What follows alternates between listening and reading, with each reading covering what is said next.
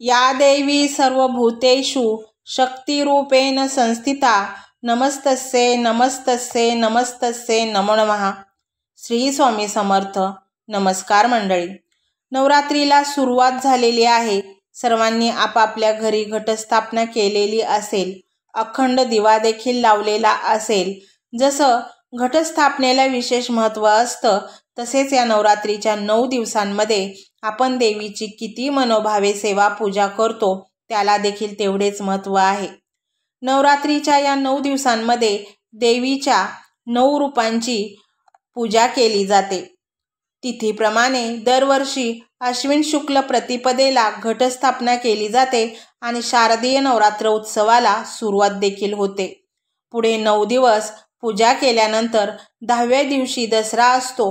मात्र यंदा नवरात्र उत्सव 9 दिवस नाही तर 10 दिवसांचा असणार आहे।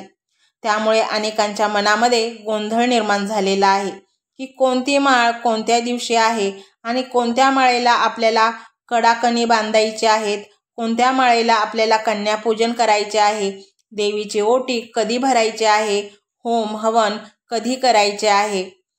कारण की नवरात्र ही 10 दिवसांची असणार आहे। याचं मुख्य कारण म्हणजे तृतीया तिथीची वृद्धी झालेली आहे। यावर्षी अश्विन शुक्ल तृतीयेचा 1 दिवस वाढलेला आहे। तुम्ही कॅलेंडरमध्ये बघू शकता 24 आणि 25 सप्टेंबर असे 2 दिवस तृतीया तिथीचे आहेत आणि 2 दिवस सूर्योदयाला एकच तिथी असली की त्याला वृद्धी असं म्हणतात। त्यामुळे नवरात्र उत्सव 10 दिवसांचा झाला आहे।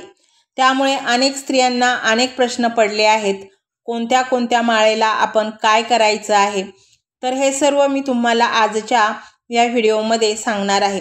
त्यासाठी व्हिडिओ शेवटपर्यंत पहा। नवरात्रीमध्ये रोजच्या ज्या काही सेवा असतात तर त्या आपण अगदी मनापासून करत असतो।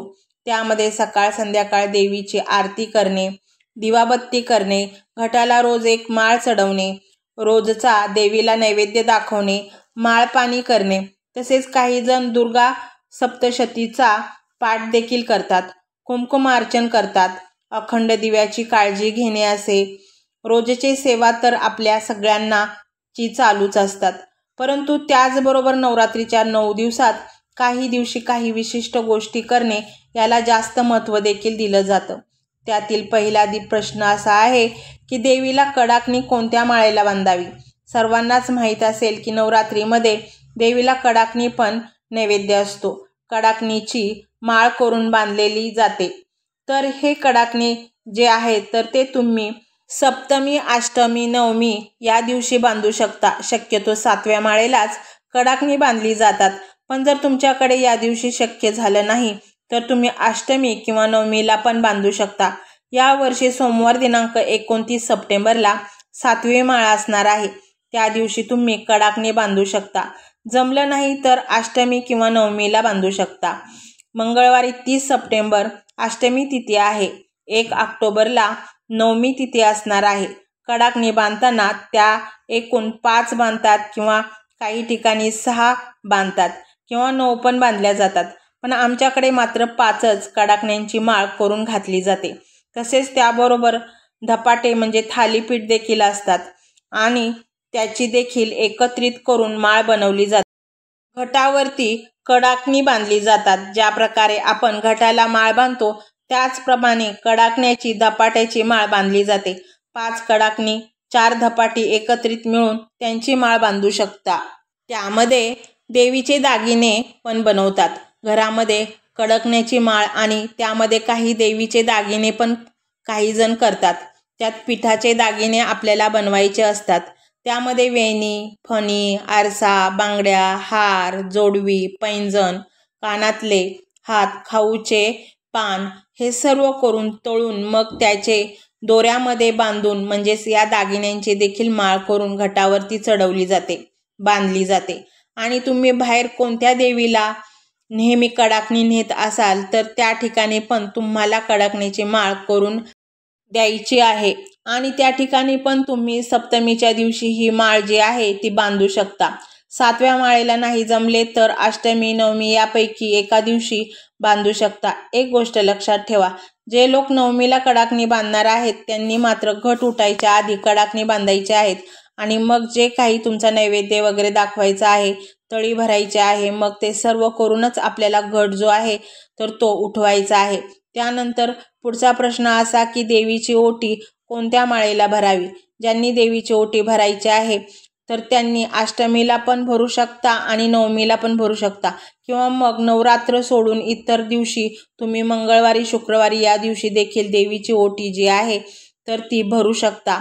आत्ताच ललिता पंचमी समाप्त झाली, त्या दिवशी ही ओटी भरू शकता. तुम्हाला वाटलं अष्टमीला नवमीला आपल्याला जमणार नाही तर मग शुक्रवारी ललिता पंचमीला ओटी भरून द्यायला हवी होती तरी पण चालले असते. फक्त एक गोष्ट लक्षात ठेवा, देवीची ओटी आपण यथाशक्ती भरायची आहे. कोणी साडी नेसवली म्हणून आपण साडी घ्यावीच किंवा कोणी काय दिलं म्हणून आपण ते द्यावंच असं काही नाही. आपली परिस्थिती नाही त्यामुळे आपल्या मनालाही खूप वाईट वाटून घेऊ नका. त्यामुळे असं अजिबात नाही की आपण आपापल्या इच्छेप्रमाणे तुम्हाला जे काही ओटीमध्ये साहित्य ठेवायचे आहे तर ते साहित्य ठेवून तुम्ही देवीची ओटी जी आहे तर ती भरू शकता. खणा नारळाने देखील देवीची ओटी भरू शकता. देवीच्या मूळ पीठावर जाऊन देखील ओटी भरणं जर शक्य असेल तर तिथे जाऊन देखील तुम्ही ओटी भरू शकता. आपल्या घराच्या जवळपास कुठे देवीची स्थापना केली असेल तर त्या ठिकाणी पण तुम्ही ओटी भरू शकता. आपल्या गावातच देवीचं मंदिर असेल तर त्या ठिकाणी पण ओटी जाऊन भरू शकता. तुम्हाला बाहेर कुठे जाणे शक्य नसेल तर आपल्या घरात ज्या ठिकाणी आपण घटस्थापना केली आहे तर त्या ठिकाणी पण आपण ती ओटी जी आहे तर ती ठेवू शकतो. त्यानंतर हे जे साहित्य आहे की जे काही ओटीचे साहित्य आहे ते आपण स्वतः देखील वापरू शकतो. एखाद्या गरजू व्यक्तींना दान सुद्धा करू शकतो. अशा प्रकारे देवीची ओटी अष्टमी नवमीला शक्यतो भरायची आहे. त्यानंतरचा पुढचा प्रश्न असा आहे की कन्यापूजन कधी करावे. नवरात्रीमध्ये अनेक जण कन्यापूजन करतात. त्या कन्यांना साक्षात आपण देवीचाच रूप मानून त्यांची पूजा करत असतो, त्यांना खाऊ घालत असतो. मग त्यामध्ये कोणी भोजन देते तर कोणी खीर देते. तुमच्या यथाशक्तीनुसार हे सर्व काही तुम्ही करू शकता. कोणतीही गोष्ट असो, फक्त आपण ती मनोभावे केली तर त्याचं फळ आपल्याला नक्कीच मिळणार आहे. ज्यांना कन्यापूजन करायचे आहे ते अष्टमी नवमीला करू शकतात. काही जण सप्तमीला सुद्धा करतात, म्हणजे 8व्या किंवा 9व्या माळेला किंवा कन्यापूजन करू शकता. काही जण 7व्या माळेला करतात. पण जर तुम्हाला या दोन्ही दिवशी शक्य नसेल किंवा तुम्हाला वाटत असेल पुढे काहीतरी अडचण येईल, स्त्रियांना मासिक धर्म वगैरे येईल, तर त्यांनी 9 दिवसातील एखाद्या दिवशी अवश्य कन्यापूजन करू शकतात.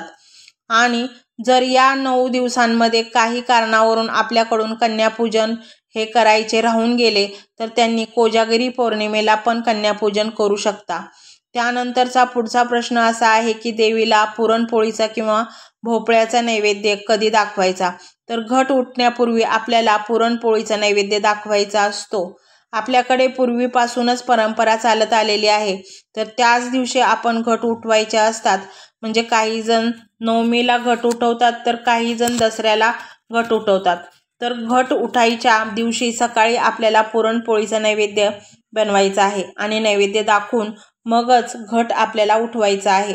पुरणपोळी बनवतात, काही जण वेगवेगळे गोडाधोडाचे नैवेद्य पदार्थ बनवतात. त्याचबरोबर नवरात्रीमध्ये ज्यावेळी आपण उपवास असतो, आपला उपवास असतो म्हणजे उठता बसता उपवास असतो, तर तो घट उठवतानाच आपण उपवास करतो. त्या दिवशी देवीला लाल भोपळ्याचा पण नैवेद्य काही ठिकाणी दाखवला जातो. तर तुमच्याकडे ही पद्धत असेल, काही ठिकाणी नसेल, तर आमच्या भागामध्ये देवीला पुरणपोळीचा नैवेद्य दाखवला जातो. अष्टमी किंवा नवमीला दाखवतात. ज्यांचा उठता बसता उपवास आहे तर त्यांनी शेवटचा उपवास असतो, तर त्या दिवशी आपल्याला पुरणपोळीचा नैवेद्य दाखवायचा असतो. म्हणजे अष्टमीला उपवास धरून नवमीला आपण तो उपवास आहे तर तो सोडायचा असतो. काही जण लाल भोपळा कापून त्याची चौकोनी तुकडे करून उकडून घेऊन मग त्याचा नैवेद्य देवीला दाखवतात. ज्यांचा नवरात्रीचा 9 दिवसांचा उपवास त्यांनी देखील भोपळा खायचा असतो. शक्यतो अष्टमीच्या दिवशी हा भोपळा जो आहे तो कापतात आणि त्याचा नैवेद्य दाखवतात। तसेच या दिवशी देवीला बलिदान पण दिलं जातं, त्यावेळी कोहळा देखील कापतात। अष्टमीच्या दिवशी ज्या ठिकाणी देवीची स्थापना झालेली आहे त्या दिवशी होम हवन करतात आणि अष्टमीला त्या ठिकाणी कोहळा कापतात। अशा प्रकारे तुमच्या भागामध्ये पूर्वीपासूनच्या रूढी परंपरा आहेत, तर त्यानुसार तुम्ही हे सर्व जे आहे तर ते करू शकता। आमच्याकडे उपवास जो आहे तो नवमीच्या दिवशी सोडला जातो, तर तुमच्याकडे देखील ही पद्धत असेल तर तुम्ही त्या दिवशी उपवास सोडू शकता। 30 सप्टेंबर 2025 मंगळवार या दिवशी दुर्गाष्टमी आहे, तर ज्यांचा उठता बसता उपवास आहे तर त्यांनी 30 तारखेला उपवास धरायचा आहे आणि 1 तारखेला उपवास सोडायचा आहे। 30 सप्टेंबर मंगळवार उपवास करून बुधवार आपल्याला महानवमीच्या दिवशी उपवास जो आहे तर तो सोडायचा आहे। व्रताची पारणा करायची आहे, त्यासोबत घट देखील आपल्याला त्याच दिवशी उठवायचे आहेत। 1 ऑक्टोबरला उठवले जातील घट उठवून त्यानंतर आपल्याला उपवासाचा जो आहे तर तो सोडायचा आहे। घट उठवत असताना पुरणपोळीचा नैवेद्य दाखवला जातो, तर 1 ऑक्टोबर 2025 रोजी बुधवारी आपल्याला पुरणपोळीचा नैवेद्य करून दाखवायचा आहे आणि त्यानंतर घट उठवायचे आहेत। व्हिडिओ कसा वाटला जरूर कळवा। चॅनलवर नवीन असाल तर सबस्क्राईब करूनच जा, लाईक करा आणि कमेंट देखील करा। धन्यवाद।